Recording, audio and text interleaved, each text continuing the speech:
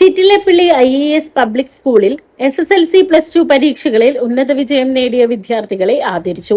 IAS പൂർവ്വ വിദ്യാർത്ഥിയും sunrise ആശുപത്രിയിലെ എൻഡോക്രൈൻ സർജനും ബ്രസ്റ്റ് ഓങ്കോ പ്ലാസ്റ്റിക് കൺസൾട്ടന്റുമായ ഡോക്ടർ ലക്ഷ്മി രാധാകൃഷ്ണൻ അവാർഡുകൾ നൽകി മെറിറ്റ് ഡേ ഉദ്ഘാടനം ചെയ്തു. IAS senior vice president Abdul Rasheed KP അധ്യക്ഷനായി.